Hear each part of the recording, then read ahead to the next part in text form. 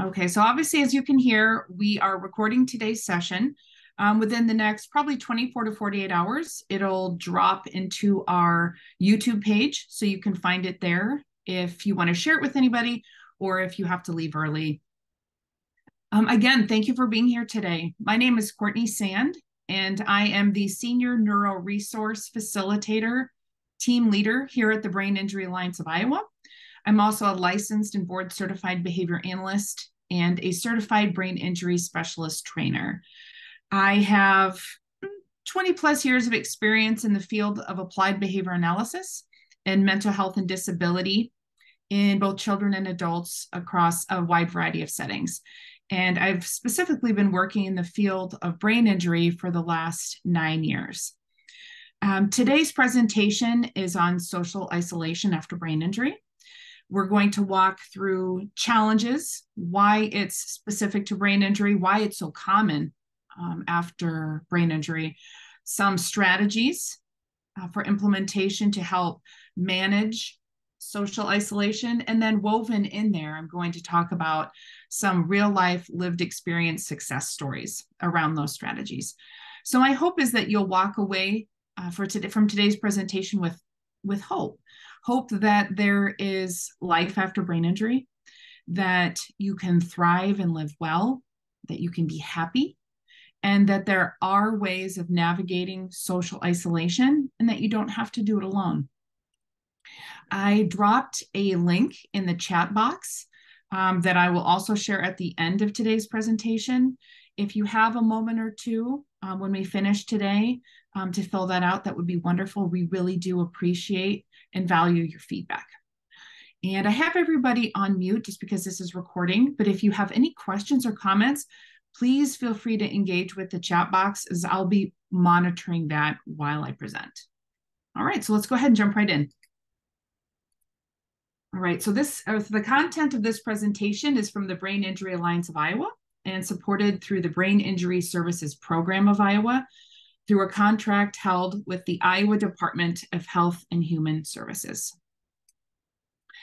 I briefly went over this, but we'll go ahead and go through it again. The specific objectives for today are, as a result of attending this presentation, attendees will learn the difference between loneliness and isolation, understand why social isolation is common after brain injury. We'll briefly go through how the COVID-19 pandemic impacted social isolation for individuals navigating life after brain injury, and then learn strategies for combating social isolation after brain injury. So humans are social beings. We thrive in community with one another. And when we aren't connected to each other, we experience things like loneliness and isolation, which pose a serious health risk. And I knew that it was a serious health risk, but I didn't know, honestly, the extent until I really started diving into the research. Studies of elderly people in social isolation concluded that those without adequate social interaction were twice as likely to die prematurely. And the increased mortality risk is comparable to smoking 15 cigarettes per day. Social isolation impairs immune function and increases inflammation, which can lead to arthritis, type 2 diabetes, and heart disease. So loneliness and social isolation are quite literally breaking our hearts. In one study, brain activity during the sleep of lonely and non-lonely people were measured.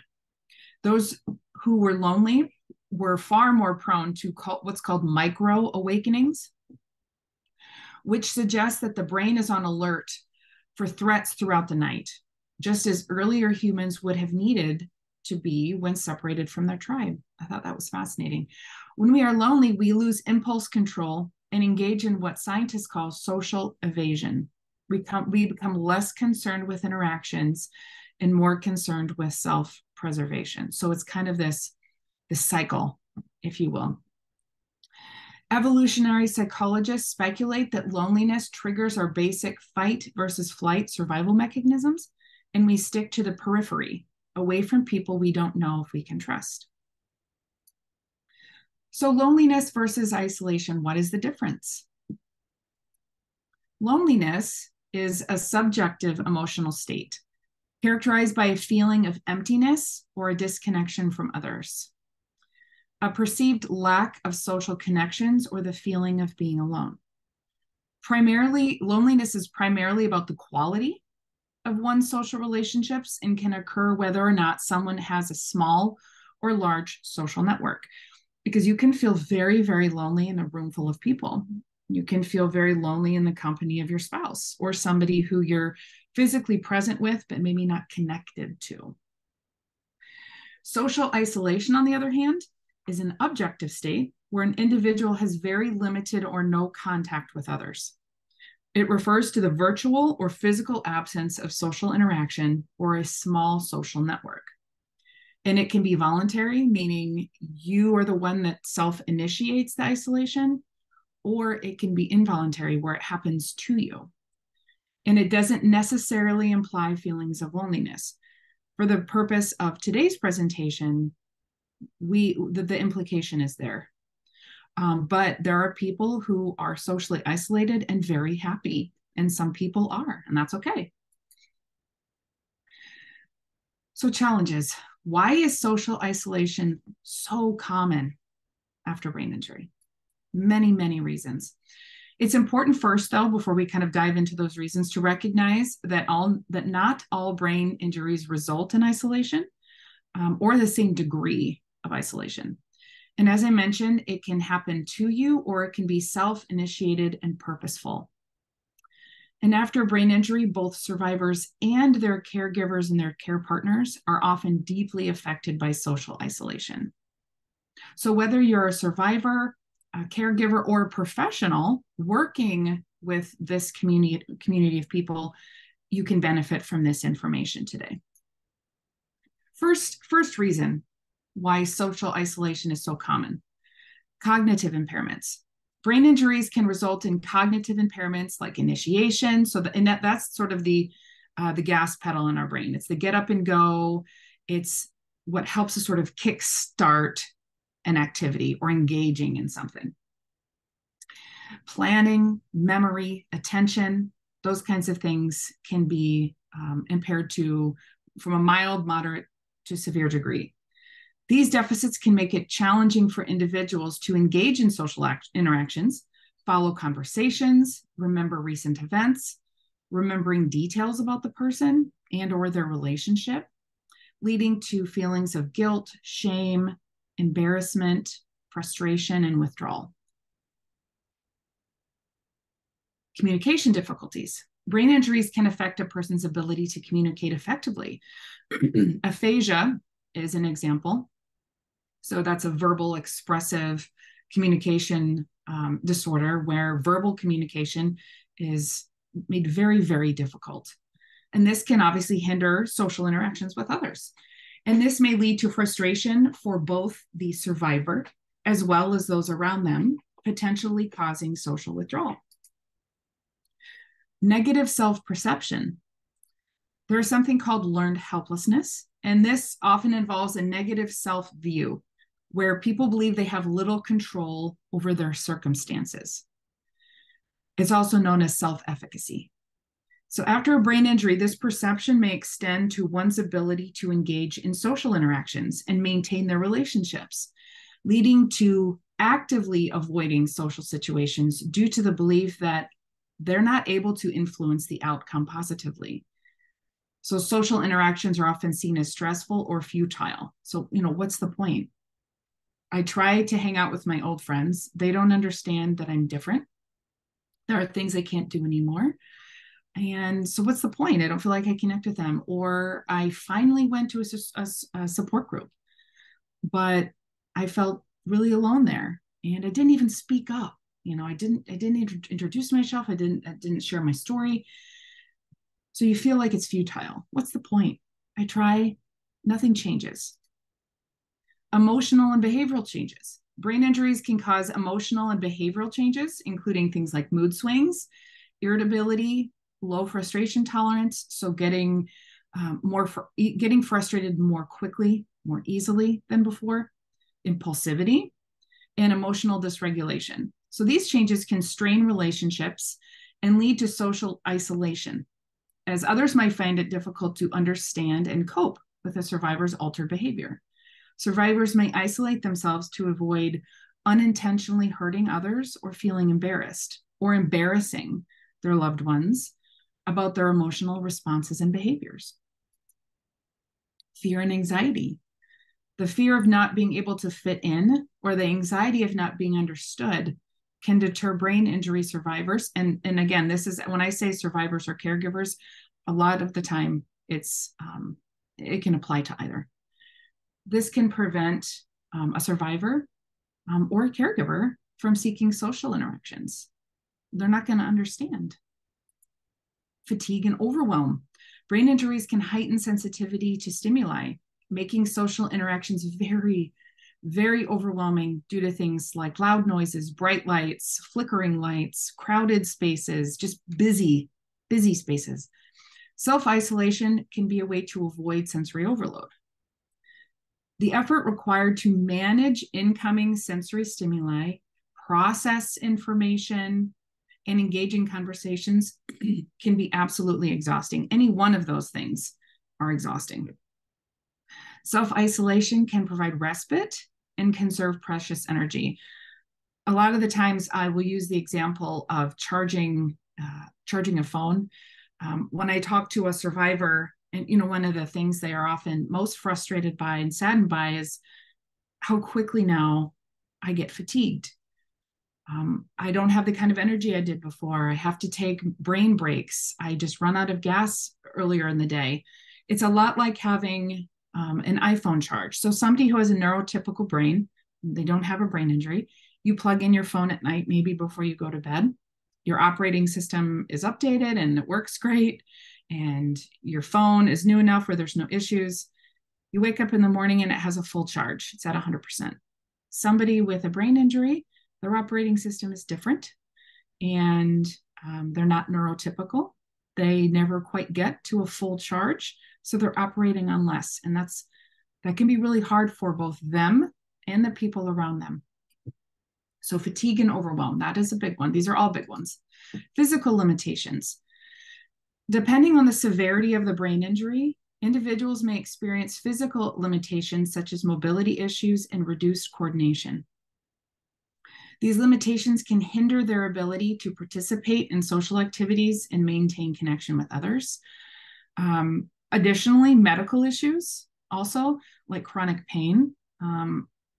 We're talking about not just as a small thing, but we're focusing on just the brain injury, right?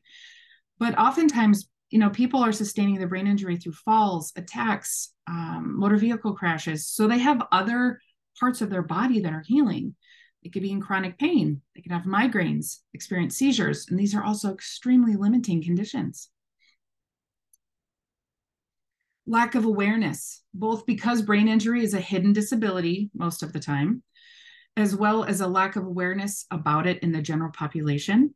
Many don't fully understand what it means to have a brain injury and the devastating impact it can have on a survivor and the people around them. This lack of understanding can result in isolation, as survivors all too often talk about feeling unseen, unheard, dismissed, invalidated, judged, excluded, gaslit, and on by the people around them. Things like, no one understands me. I'm told I'm too dramatic. I'm crazy. I'm broken. I need to get over it. Why am I still broken? And on and on. Loss of identity in previous roles. So we are, as people, to a large extent, defined by the relationships we have with each other, right? We're a certain way with them. They're a certain way with us, and we're a certain way together. If you've heard me present before, there's a topic that is very near and dear to my heart called ambiguous loss, and it is a specific type of grief that's associated with brain injury. And this is woven into each slide, especially this one, because with ambiguous loss, you grieve who that person was, as well as who you were in relation to them. Ambiguous loss is a relational condition because brain injury ruptures relationships. It's a coming undone from previous attachments. It's an unraveling. So loss of identity in previous roles is tremendous after brain injury. It often disrupts a person's identity in previous roles within their social circles. I hear many, many times from both survivors and caregivers, your world stops and theirs keeps going. Identity often involves shared experiences and memories with others, right? So when a brain injury impairs the ability to remember and participate in these shared experiences, it can strain relationships and contribute to isolation. Brain injury is heavy, to say the least, right? Ambiguous loss, the grief that is associated with brain injury, is referred to as having but not having. A long goodbye. It's one of the most painful types of grief that exists, and it's specific to brain injury. And understandably, people don't often know what to say or do in the face of something as heavy as brain injury. Even the people closest to you, we hear all the time, out of all my friends or all my family, no one stopped by the hospital. Or one person called me to ask me how I was doing. They don't know what, well-intentioned, good people don't know what to say. Consequently, friends and family may purposely pull away to avoid the pain of interacting with their loved one who is still there, they're present yet not, who is physically in front of them, but emotionally and cognitively changed. There's a death of who that person was. And now in the after of brain injury, there's this new version of them. So there's tremendous grief all around. Everybody is impacted. I'm sick of talking about it. I'm more than my brain injury.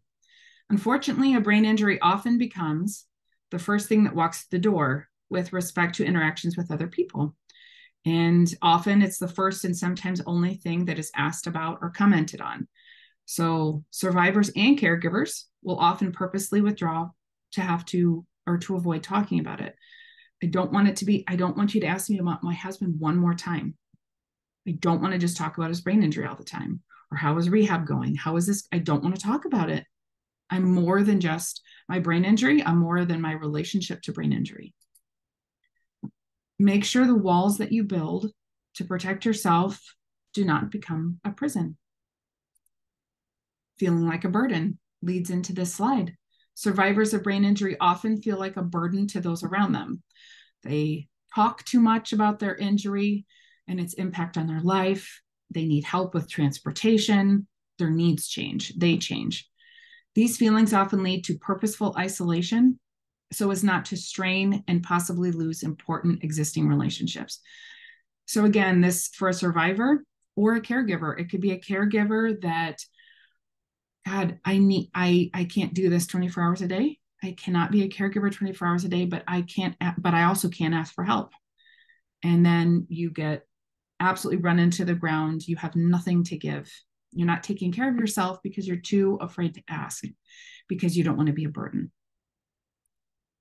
You're in survival mode. As important as social supports are to establish and maintain, especially after brain injury, both survivors and caregivers are often trying desperately to navigate an unimaginable list of things following brain injury. And they're just trying to get through and survive the next few minutes, let alone looking towards tomorrow. They're literally just trying to breathe through the next 5 minutes.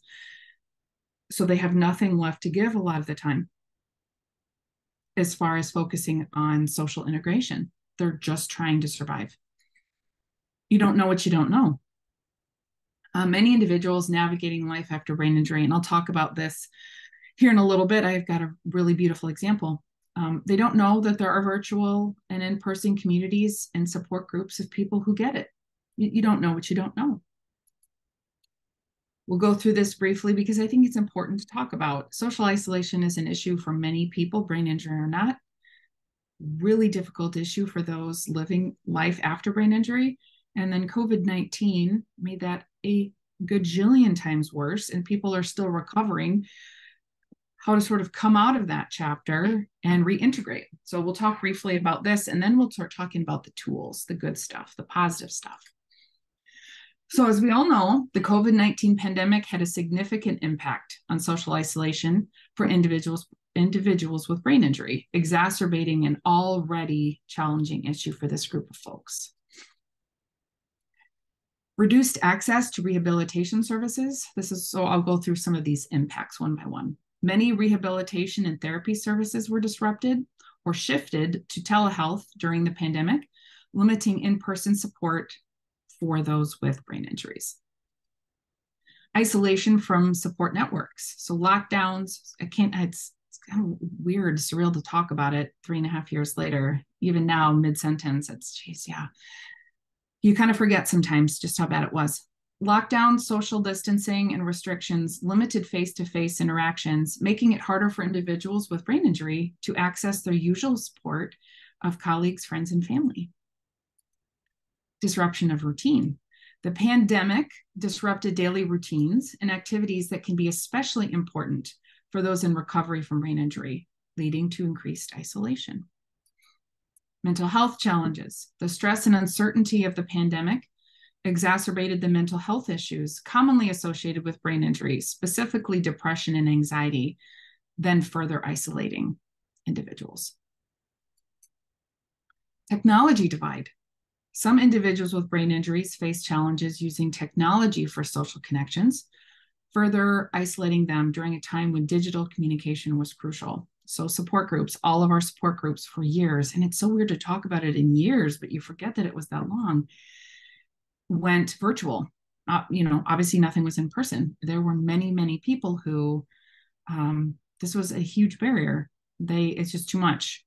Technology was just too much. They weren't able to do that.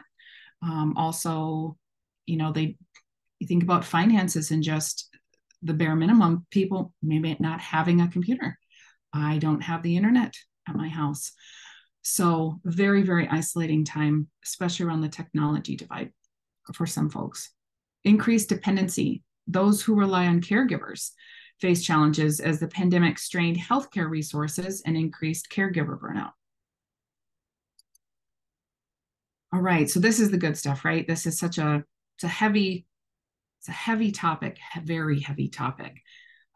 It's important to lay that groundwork so that you understand, and I'm sure there's a million more reasons why social isolation is common after brain injury, but I really wanted to highlight the ones that we hear the most about. So now, how can you combat social isolation after brain injury?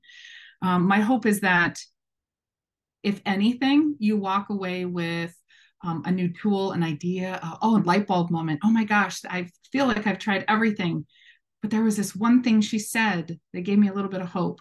Or that if you're a professional, you feel like you have some talking points to use with the folks that you serve on how to help them reintegrate. So we'll go through these, and then I'm going to weave in some really beautiful examples of survivors and caregivers that have given me permission to anonymously share parts of their story with you. So how can you combat social isolation? This one, easier said than done, right? For all of us, just in general as humans, practicing self-compassion. Respect your new fears and insecurities. Hold space for those, normalize them, validate them, empathize with them, be gentle with yourself, give yourself some grace, be patient with yourself. Navigating this new version of yourself, or if you're a caregiver, it could extend to, being gentle with yourself, being patient with yourself, but also your survivor. And then navigate this new version of yourself at your own pace.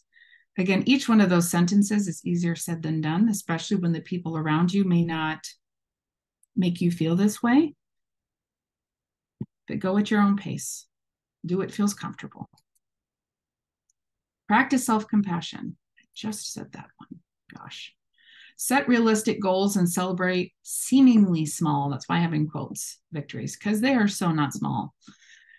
Set achievable socialization goals to increase your social competence and confidence in a realistic way, setting yourself up for success as much as possible.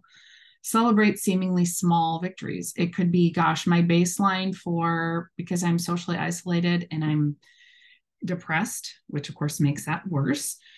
If somebody texts me and reaches out just to say hi, gosh, I'm embarrassed. It normally takes me like 5 days to get back to somebody, and it's quote, just a text. Maybe you set yourself a goal. It may seem silly or small to others, and that doesn't matter. If it's, hey, I'm going to try to get back to people when they reach out, just check in on me within 2 days versus 5, and give yourself a pat on the back. Or, I registered for the virtual weekly support group. I didn't attend this time, but I registered, and that's huge. Again, you have to break it down into steps and really celebrate those. Or I attended a support group, but I didn't verbally participate. Instead, I sort of receptively listened and took it all in.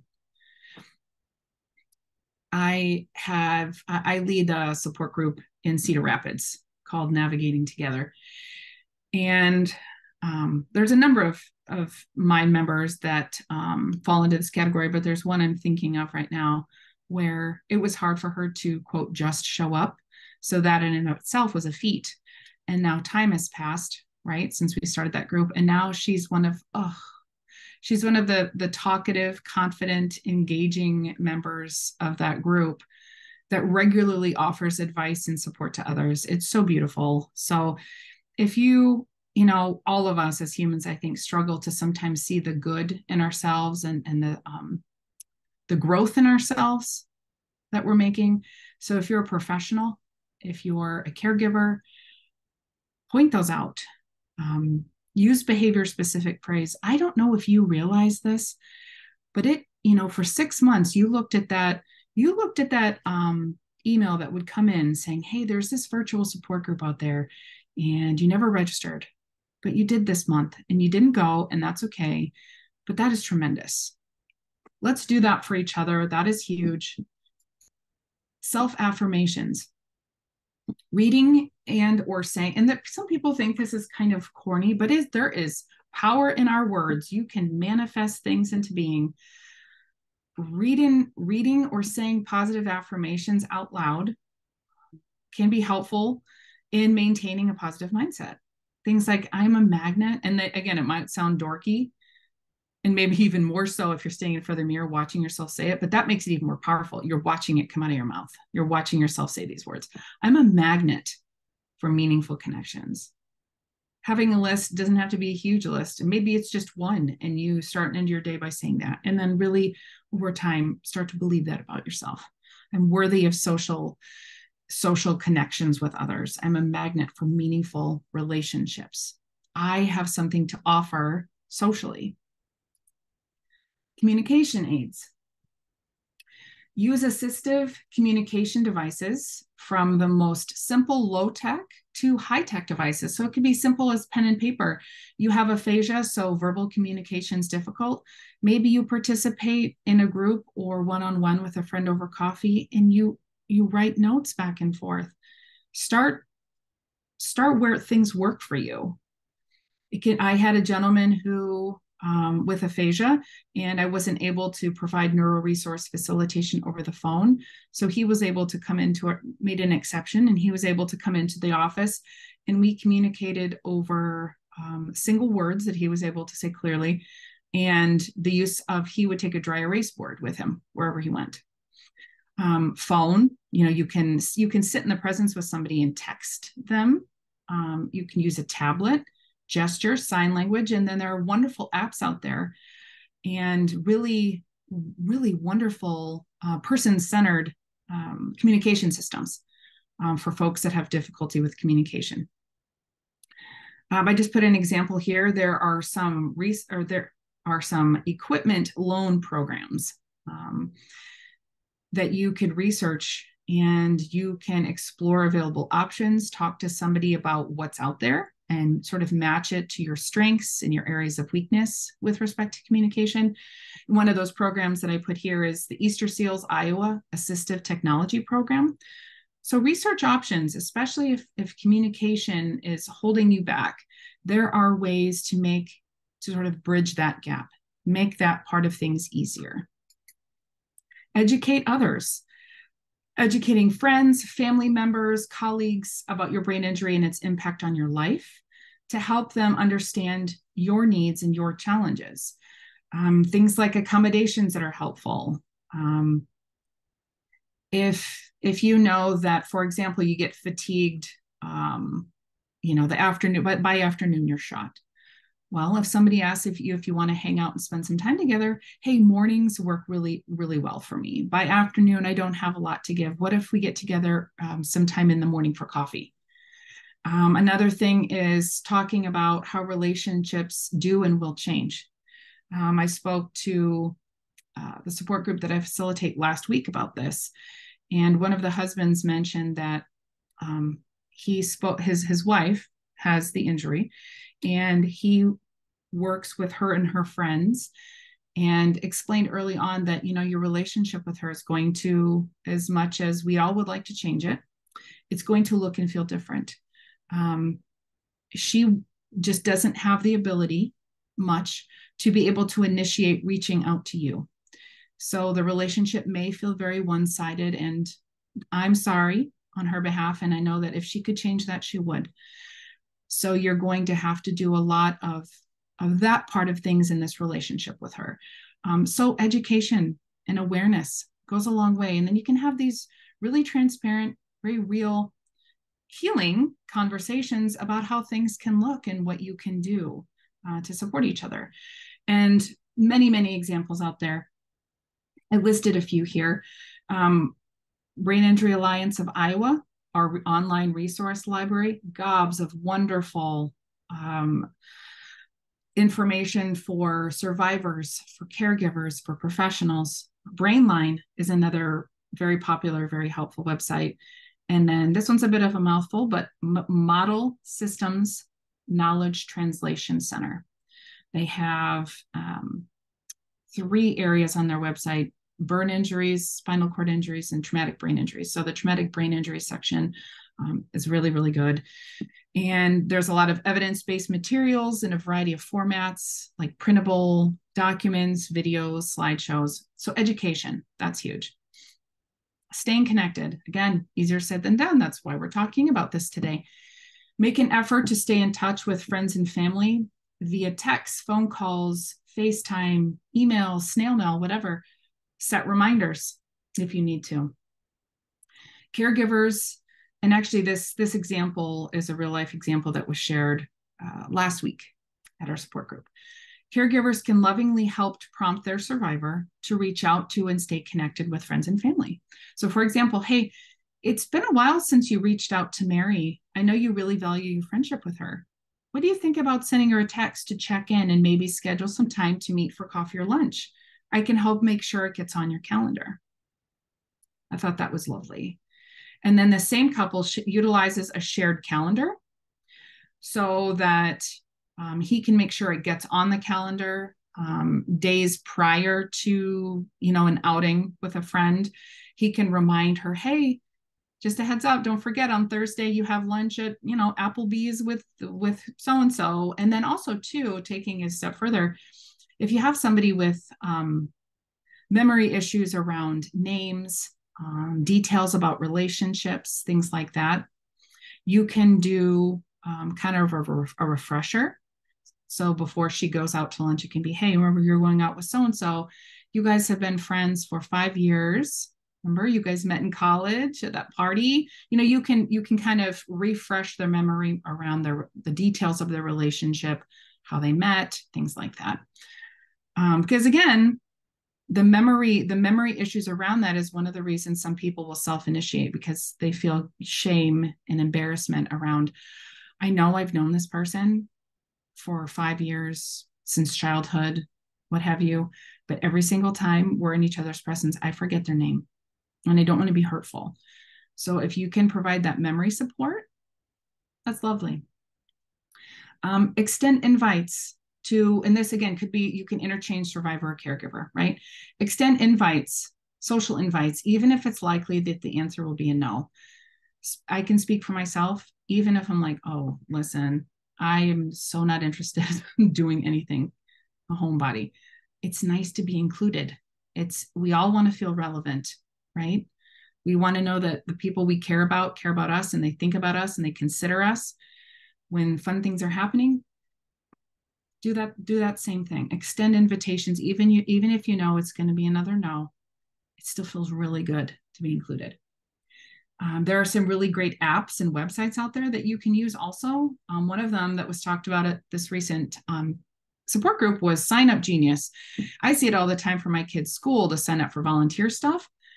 But one of the wives used it for her husband who has the injury to sign up for blocks of companionship time. And that could be in person, or it could be, hey, it's your, every Tuesday at noon, you call Bill and you just check in and you just chat, even if it's 5 minutes, quality over quantity. And I thought that was wonderful. So they just come over and there's no grand expectation. It can literally be, quote, just, no just there, right? There's nothing small about sharing space with someone. Just be to catch up. Okay. Rarely, if ever, are any of us healed in isolation. Healing is an act of communion.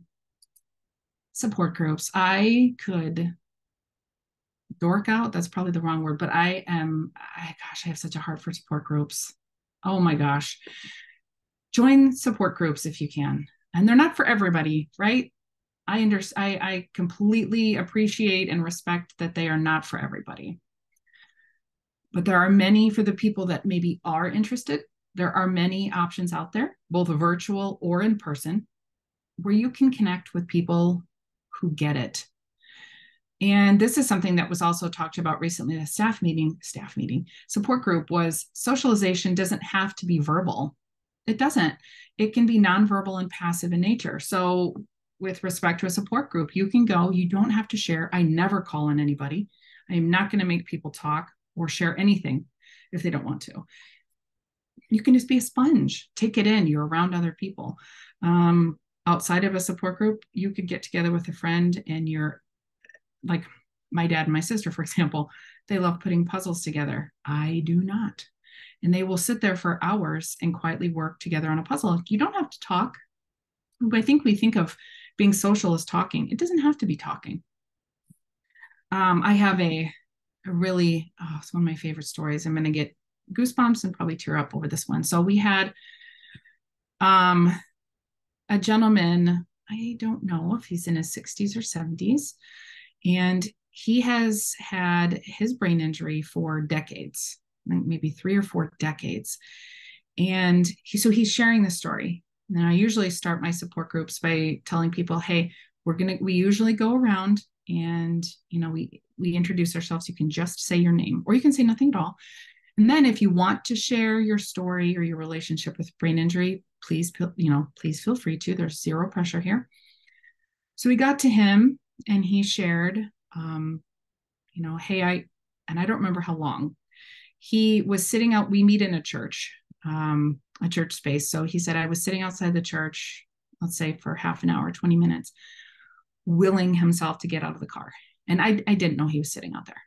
But he said, I was sitting out there for this, however long, finally willed myself in, convinced himself to come in the building. And he shared with us, I've had my brain injury for, 30 years, 40 years. I have never, imagine this, like I get goosebumps every time I tell the story. I have never been in the known presence of another person with brain injury. So imagine for decades of your life, whatever your thing is, whether it's depression, Parkinson's, anxiety, brain injury, to your knowledge, you've never been in the same room with somebody with a similar story. Like I can't even fathom it.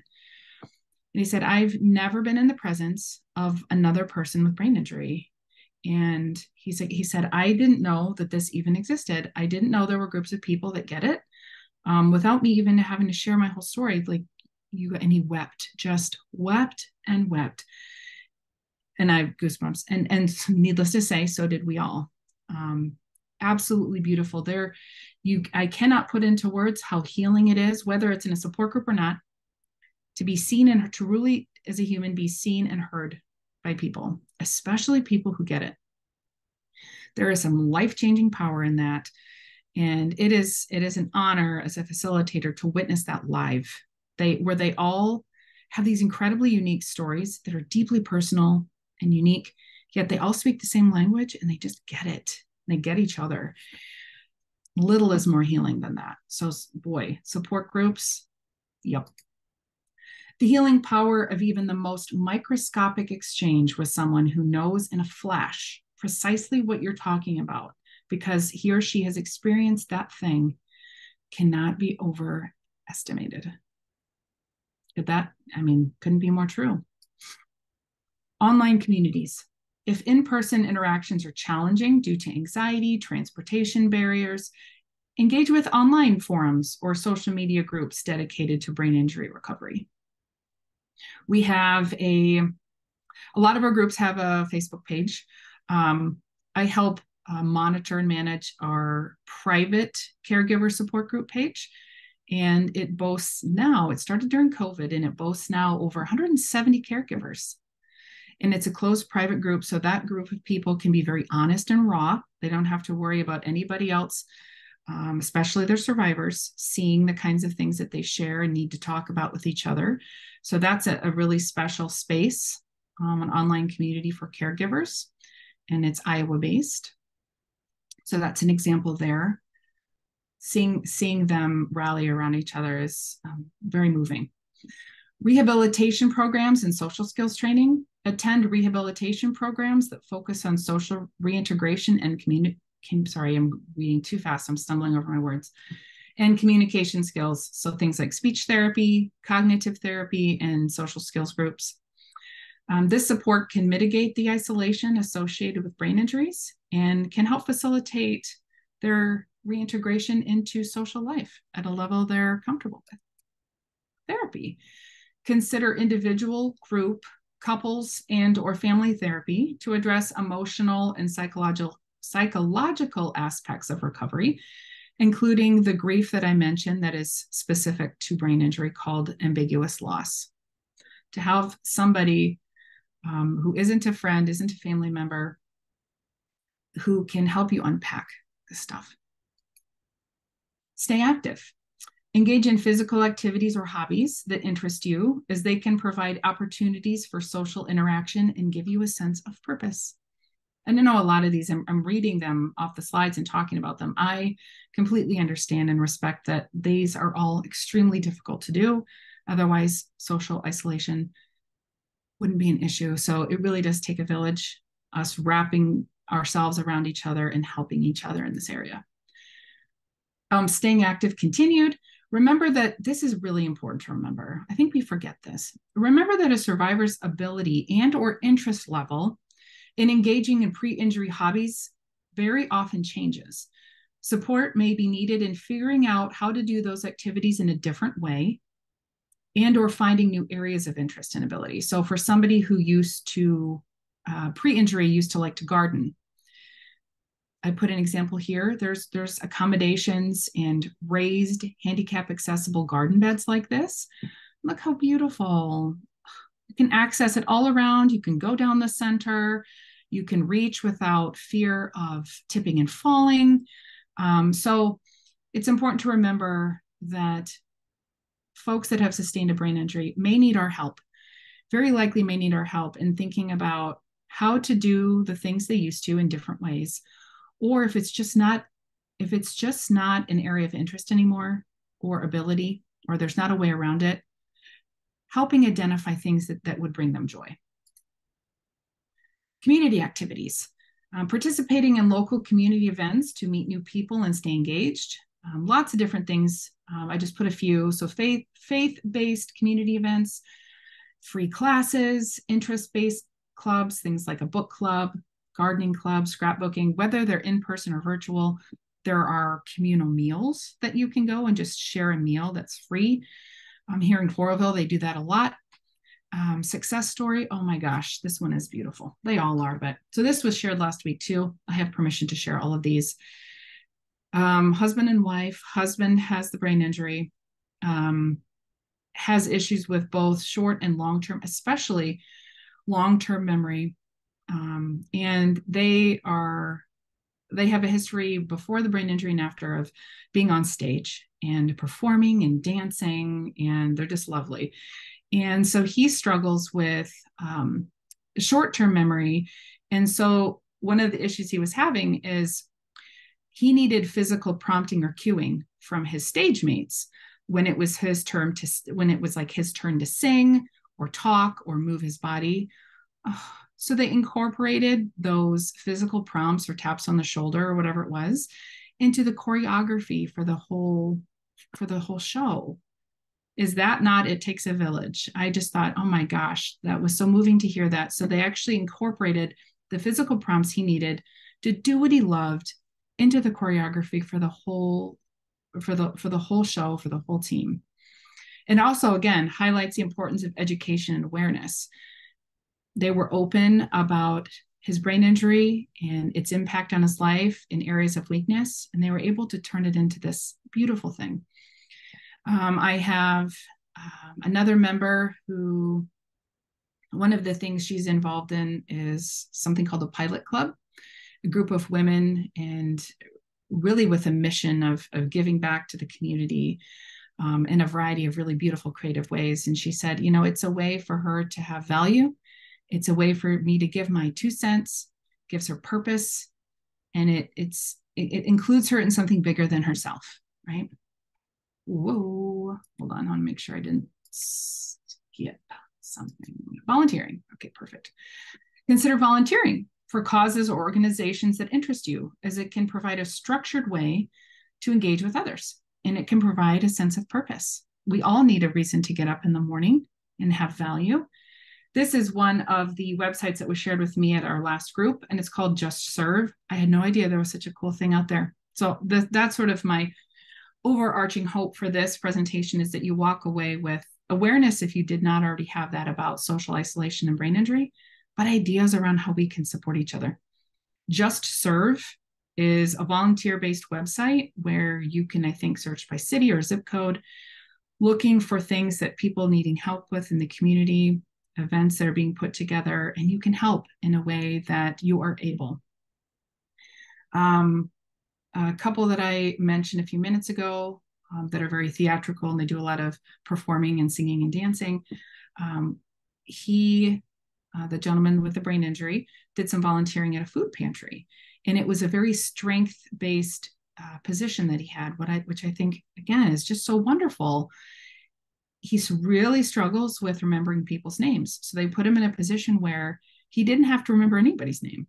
He just had to follow these very structured, simple steps. And it was something like, you know, maybe everybody that walked up to him in line, it was saying, hey, you can pick X number of boxed items off the shelf and X number of canned items.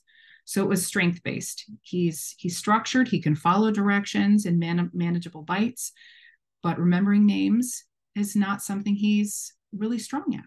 So they found something that he could do and do well. Employment. It gives you a reason to get up in the morning. Gives you purpose, provides you with an opportunity to meet and interact with other people.